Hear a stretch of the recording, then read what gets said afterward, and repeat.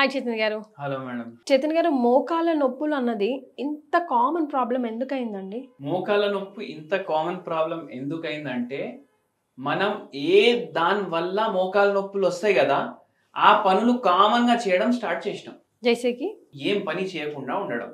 అయ్యో రామా! అవును. బాసనలు తోమడానికి dish washer ఉంది మా ఇంట్లో. లేదంటే ఒక మేడ్. హౌస్ హెల్ప్ వస్తారు, చేసిపోతారు. బట్టలు ఉతుక్కోవడానికి వాషింగ్ మెషిన్ ఉంది మా ఇంట్లో. అది ఆరేసేయాలి కదా!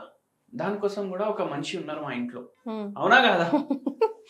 మళ్ళీ దాని తర్వాత ఏమైనా కిరాణా షాప్ నుంచి సామాన్ తీసుకొని రావాలి. స్విగ్గీ ఉంది నా ఫోన్‌లో. దాంతోటి వస్తది. అరే కింద వరకు ఎవరు వెళ్తారు, ఆ దుకాణం వరకు ఎవరు పోతారు అనేసి దానికోసం. మళ్ళీ దాని తర్వాత ఆఫీస్కి పోవాలి. ఏం చేస్తాం, వాకింగ్ పోం. 1/2 కిలోమీటరే ఉంది ఆఫీస్. హ్మ్.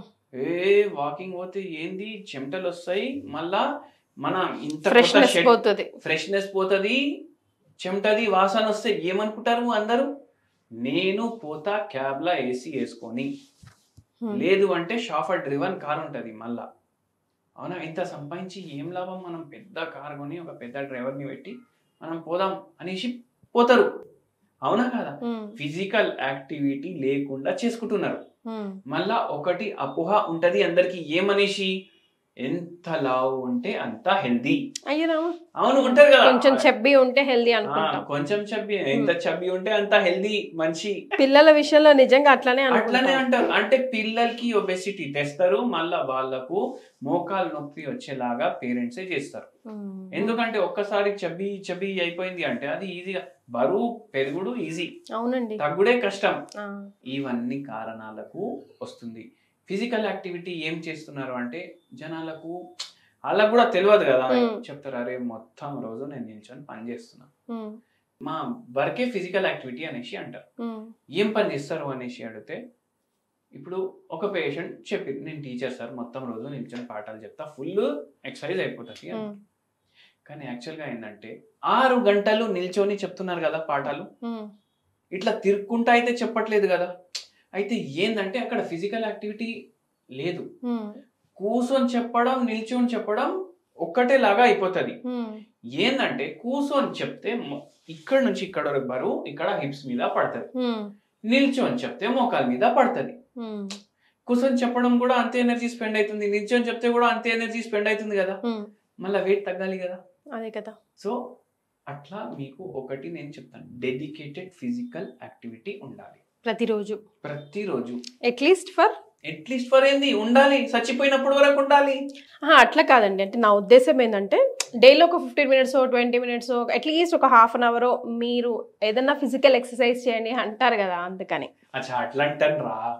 అయితే చూడండి, ఫస్ట్ ఒక 10 నిమిషాలు నడవడం స్టార్ట్ చెయ్యండి. ఓకే, 10 నిమిషాలు నడవడం స్టార్ట్ చేసినాక మెల్లగా 15 నిమిషాలకి తీసుకొని పోండి, అట్లా మెల్లగా అరగంటకి తీసుకొని పోయండి. మీకు మినిమం ఒక అరగంట మీరు వాకింగ్ చేసేలాగా చూసుకోండి.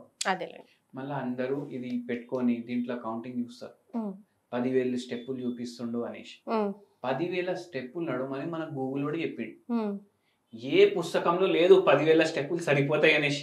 మనం ఇప్పుడు ట్రైన్ లోనో ఆటోలోనో బస్ లోనో కూర్చున్నా కూడా కౌంటింగ్ అయితేనే ఉంటాయి, 50,000 కూడా అయిపోతాయి ఒక రోజు. అదే, అది లైక్ మూమెంట్ ని క్యాచ్ చేసిస్తుందండి. నేను ఇప్పుడు మీ స్టూడియోకి నేనే కార్లో వచ్చినప్పటికీ your daily exercise is done 25,000 steps అనేసి చూపిస్తుంది నాకు. అదే, అయితే ఆ ప్రాబ్లం అవుతుంది. అది అసలు కౌంటింగ్ పెట్టుకోకండి, మీరు నడవండి రోజు ఒక అరగంట మినిమం.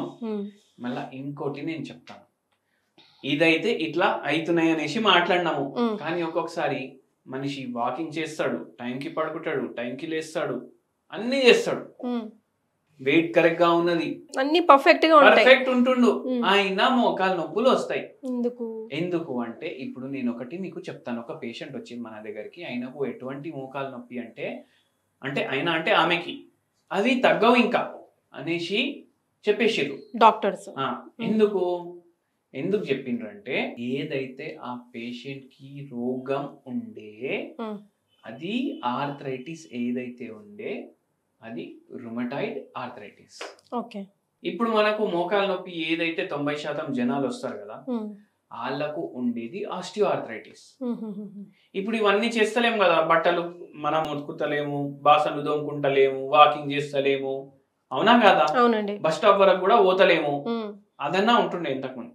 అయితే ఏమైతుందంటే అవన్నీ చేయకపోవడం, lack of physical activity, sedentary lifestyle, no proper sleep, దీనివల్ల వస్తాయి మనకు. ఇది మనం ఎప్పుడు స్టార్ట్ చేస్తాం? కాలేజ్లో స్టార్ట్ చేస్తాం. దీని ఎఫెక్ట్ మనకు 40 ఏళ్లకు తెలుస్తుంది. ఆస్టియోఆర్థరైటిస్ అంటే ఇక్కడ నుంచి బిల్డ్ అవ్వడం స్టార్ట్ అయింది, కానీ కనిపించడం మాత్రం 40 ఏళ్లకు కనిపిస్తుంది. రుమటైడ్ ఆర్థరైటిస్ అట్లా ఉండదు, మరి ఇట్లా చిట్కేస్తే కూడా రావచ్చు, అంటే తొందరగా వస్తుంది దాని ఆన్సెట్. ఎందుకు? ఒకటి వంశపరంగా వస్తుంది. ఓకే, మళ్ళీ ఇది ఒక డిస్ట్రక్టివ్ డిసీజ్. రుమటైడ్ ఆర్థరైటిస్ వస్తే ఆటో ఇమ్యూన్ డిజార్డర్ అంటారు దాన్ని. అంటే మన ఏదైతే శరీరం ఉంటుంది, మన శరీరమే మన శరీరాన్ని చంపడానికి కారణం అవుతుంది. అందుకే ఆటో ఇమ్యూన్ డిసీజ్ అంటారు. జెనెటిక్ ప్రీడిస్పోజిషన్ ఉంటుంది అనేసి చెప్పిన నేను, వంశపరంగా ఒకటి. కానీ ఇది రావడానికి కూడా ఏదో ఒకటి ట్రిగర్ ఉండాలి కదా, అది ఉంటది స్ట్రెస్. స్ట్రెస్ వల్ల వస్తుంది. ఇప్పుడు ఒక పేషెంట్, ఏదైతే ఫీమేల్ పేషెంట్ వచ్చేది కదా, 1 month లో మొత్తం టైట్ అయిపోయింది బాడీ, ఇవి దగ్గరికి అయితలేవు, ఇక్కడ వరకే ఆగిపోతున్నాయి, టైట్ అయిపోతున్నాయి, ఇది మొత్తం ఇట్లా బంద్ అయితలేదు. ఇట్లా బంద్ చేయడానికి చాలా కష్టం అవుతుంది. మోకాళ్ళు బెండ్ అయితలేదు, 1 month లోనే అయింది ఇది మొత్తం, బెండ్ అయితలేదు. మళ్ళా నడవనికి చక్కగా వస్తలేదు, మళ్ళా నడుము నొప్పి ఫుల్ ఉంది, మెడ నొప్పి ఫుల్ ఉంది. ఇవన్నీ 1 month డెవలప్మెంట్స్. ఏమైంది అంటే ప్రాబ్లం 15 ఏళ్ళు అయింది పెళ్లి అయి, మన దగ్గర 2-3 years తర్వాత వచ్చిర్రు. దీని తర్వాత మీకు హిస్టరీ చెప్తున్నాను నేను. 15 ఏళ్ళు అయింది పెళ్లి అయి, 15 ఏళ్ల నుంచి వాళ్ళ ఆయన సతాయిస్తూనే ఉన్నాడు ఈమెకి, అది ఒకటి. మళ్ళా 2 డ్యూటీలు, ఒకటి ఏదో అకౌంటెంట్ది duty morning time, night time ఇంటికి వచ్చినాక పిల్లలది డ్యూటీ, ఇంటిది డ్యూటీ, 3 డ్యూటీలు. వాళ్ళ ఆయన తిట్టడం, మార్నింగ్ ఒక డ్యూటీకి వెళ్ళడం, మళ్ళీ వచ్చి పిల్లల్ని చూసుకోవడం, ఇంకా ఇంత చేసినాక కూడా ఈయన మారతలేడు అనేసి చాలా స్ట్రెస్. ఒక టైం తర్వాత వాళ్ళ నాయన చనిపోయారా? వాళ్ళ నాయన చనిపోయింది. ఆమెకి వాళ్ళ నాయన జర మంచిగా క్లోజ్ సపోర్టివ్ అట్లా. ఇప్పుడు ఏంది, ఆ సపోర్ట్ కూడా లేకుండా పోయింది, అట్లా అయిపోయింది. అది అయి అదే ఆలోచించి మళ్ళా మొత్తం బాస్కెట్ ఆఫ్ ఇమోషన్స్. ఏమైంది, ఇప్పుడు నాయన లేడు, మా ఆయన తిడతాడు, ఆఫీస్లో ఆ టెన్షన్లు, పిల్లల్ని చూసుకోవాలి, టిఫిన్ డబ్బా రెడీ చేయాలి. ఒక్క ప్రాబ్లమ్ని ఇట్లా సపరేట్గా చూస్తలేరు, అంతా కిచిడి లాగా చేసి చూస్తున్నారు. Separate emotion. వీళ్ళ ఆయన ఈమెకి తిడితే కూడా ఇట్లనే గప్చిప్ ఉంటుండే, ఎప్పుడు రిటర్న్ జవాబు ఇవ్వకపోతుండే. అట్లా అయి రుమటైడ్ ఆర్థరైటిస్ వచ్చింది. నిద్ర చక్కగా లేదు. అయితే ఏంది ప్రాబ్లం? ఏంది? ఇక్కడ ఉండే మొత్తం స్ట్రెస్, మొత్తం లైఫ్ మొత్తం నరకం ఉండే కదా, ఏమైపోతుంది? ఇట్లాంటి రోగం వస్తుంది, బయట పడుతుంది. స్ట్రెస్ ఉంటే కూడా మోకాలు నొప్పి వస్తాయి చైతన్య గారు. ఇప్పుడు వచ్చినాయి కదా ఈ పేషెంట్, అదే కదా, అట్లా వస్తుంది. ఈ పేషెంట్ కి ఇప్పుడు అన్నారు, నాకు ఇట్లా చేయనీకి వస్తలేదు, ఇట్లా చేయనీకి వస్తలేదు, కాళ్ళ ఫింగర్లు కూడా ఫోల్డ్ అయితలేవు, నడవనికి వస్తలేదు, ఏమైపోతుంది? ఇట్లా రుమటైడ్ ఆర్థరైటిస్ స్టార్ట్ అయిన 4-5 years కి మన దగ్గరికి వచ్చిండ్రు, అన్ని వాడుతున్నారు మందులు. అయితే మనకు అడిగిండు, నేను స్ట్రాంగ్ మెడిసిన్లు వాడినా, స్టెరాయిడ్లు వాడినా, అవి ఇవి అన్ని వాడినా, దాని తర్వాత కూడా నాకు తగ్గలేదు, మీ చక్కెర గోళీలు ఏం చేస్తాయి అనేసి అడిగి. అయితే నేను ఒకటి చెప్పి, నేను ఏం చెప్పను అమ్మ, ఒక 6 నెలలు కళ్ళు మూసుకు, మీకు తగ్గినా తగ్గకపోయినా మందు వాడండి, మీరు 6 నెలలు మందు వాడండి. 6 నెలలు తగ్గుతుంది అని చెప్తలేను, తగ్గదు అని చెప్తలేను, జస్ట్ బ్లైండ్ గా ఫాలో మీరు వాడండి. పేషెంట్ మందులు తీసుకపోయి వారంలో మనకు ఫోన్ చేసి చెప్పిండ్రు, నాకు జర నయం అనిపిస్తుంది అనేసి. అంటే హోమియోపతి స్లో అనేసి అనుకుంటారు కదా, అట్లనే ఏమైంది, మెల్లగా ఒక 50% తగ్గింది 7-8 నెలలకి. 1.5 year వాడిర్రు, నొప్పులు తగ్గిపోయినాయి. పరీక్షలు మనం చేపిస్తాం, పరీక్షలు చేపిస్తే ఏమో ఆర్ఏ ఫ్యాక్టర్ మెల్లగా 2 years తర్వాత నెగిటివ్ రావడం స్టార్ట్ అయింది. అట్లా మనం మందు ఆపేసినాం. ఆ పేషెంట్ కి ఇప్పుడు ఆర్ఏ రిపోర్ట్లలో కూడా లేదు, దాని సిమ్టమ్లు కూడా లేవు. అయితే అట్లా తగ్గుతుంది హోమియోపతి తోటి. రుమటైడ్ ఆర్థరైటిస్ కానీ, ఆస్టియో ఆర్థరైటిస్ కానీ, ఇట్లా చాలా మంది ఆపరేషన్ చేయించుకోవాలి అనుకుంటారు, టోటల్ నీ రీప్లేస్మెంట్ అట్లా. కానీ అది కూడా లేకుండా హోమియోపతి మందు అట్లా పనిచేసి తగ్గిస్తుంది పేషెంట్లకు. సో ఆ హోమియోపతి ఇంత తొందరగా నయం చేసింది మోకాలు నొప్పినంటే అది కూడా స్ట్రెస్ వల్ల వచ్చిన మోకాలు నొప్పి స్పెషల్గా, రైట్? అయితే మన ఏమైనా హోమ్ రెమెడీ కూడా ఇస్తారా? మంచి హోమ్ రెమెడీ చెప్తాను మీకు. మీకు ఇట్లా ఆటో ఇమ్యూన్ ప్రాబ్లమ్స్ ఉన్నాయి అంటే రుమటైడ్ ఆర్థరైటిస్ ఉంది, లేదంటే పాలీ ఆర్థరైటిస్, ఫైబ్రోమయాలజీ లాంటి ప్రాబ్లమ్స్, లేకపోతే సోరియాటిక్ ఆర్థరైటిస్, ఎస్ఎల్ఈ లాంటి ప్రాబ్లం, ఇవి ఉన్నోళ్ళకే ఈ పదాలు అర్థమవుతాయి. అదేలేండి. ఎందుకంటే చాలా డేంజర్ ప్రాబ్లంలు ఇవి. ఇవి ఉన్నా సరే ఏం చేయండి, లేకపోతే నార్మల్ ఆర్థరైటిస్ ఉన్నా సరే ఏం చేయండి అంటే భీమసేని కర్పూరం ఇంత తీసుకొని గోరువెచ్చ నీళ్ళలో వేయాలి. అదే నీళ్ళలో మీరు కొంచెం దాల్చిని చెక్క పౌడర్ వేయాలి, గోరువెచ్చ నీళ్ళు కలిపేసి రోజు 2 పూటలు తాగండి.